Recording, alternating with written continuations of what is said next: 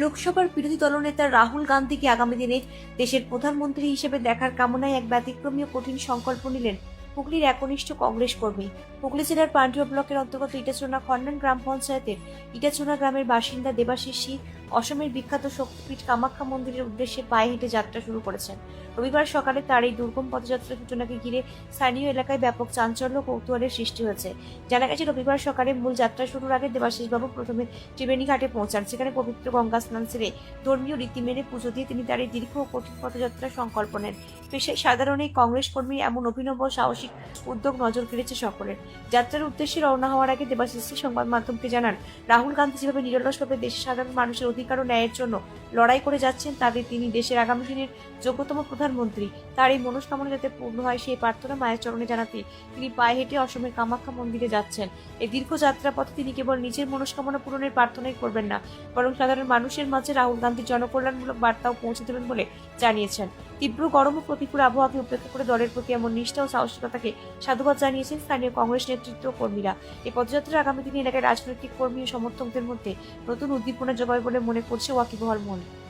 অমিত কুমার মন্ডলের রিপোর্ট, আমার বাংলা। আপনার আছে, আপনার কাছে আছে জাতীয় পতাকা, তার সঙ্গে জাতীয় কংগ্রেসের পতাকা নিয়ে রোড দিয়ে হেঁটে যাচ্ছেন, কি উদ্দেশ্যে? কি আমার উদ্দেশ্য, আজকের তারিখটা 31 তারিখ। আজকের ডেটে মানে আজকের তারিখে তারিখ হিসাবে যদি ধরা হয় তাহলে ইন্দিরা গান্ধীকে হত্যা করা হয়েছিল। আর যদি রাজীব গান্ধীর হত্যা করার মাস হিসেবে ধরেন তাহলে এটা মে মাস। ঠিক আছে, আমার উদ্দেশ্য ছিল 21 তারিখ বেরোনো, এদিকে রাজীব গান্ধীর মৃত্যুদিন। আমি আমার সর্বোচ্চ জাতীয় কংগ্রেসের নেতৃত্ব, যারা মানে খারাপ মানুষের প্রশ্রয়ে,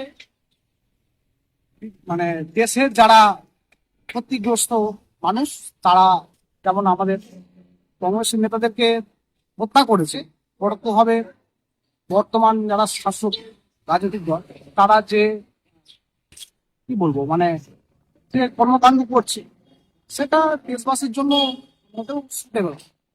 তো আমি আমার নেতা রাহুল গান্ধী আগামী দিন তাকে প্রধানমন্ত্রী হিসেবে দেখতে চাই, যে কারণে আমি কামাখ্যা মায়ের কাছে আমি পায়ে হেঁটে পুজো দিতে যাচ্ছি।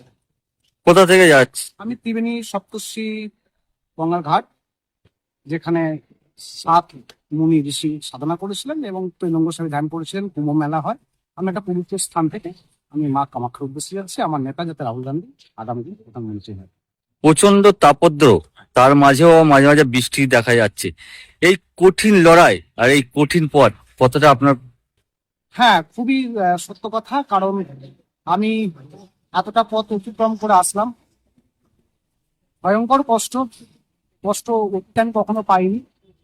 আর আমার নেতা রাহুল গান্ধীর জন্য এই পরিশ্রম তোমায় করতে হবে।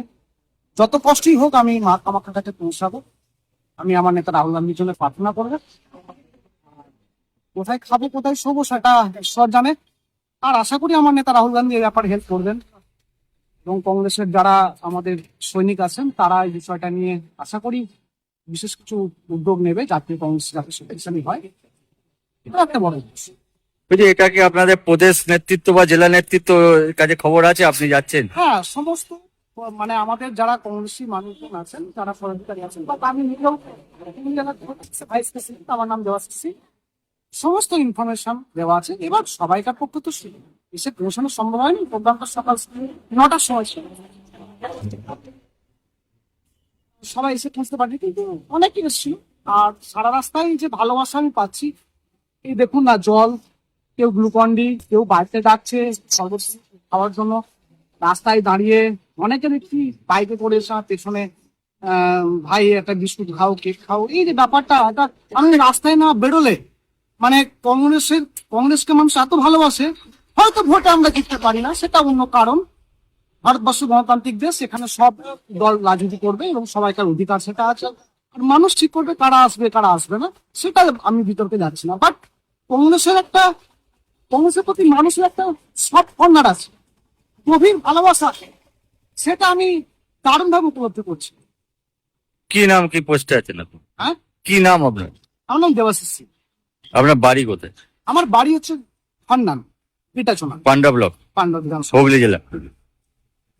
আসাম রোডের উপর দিয়ে আপনাদের তো এখানে দোকান আছে, দেখা গেল এক কংগ্রেস কর্মী গঙ্গাতে স্নান করে কামাখ্যার উদ্দেশ্যে রওনা দিলেন, কি বলবেন পায়ে হেঁটে?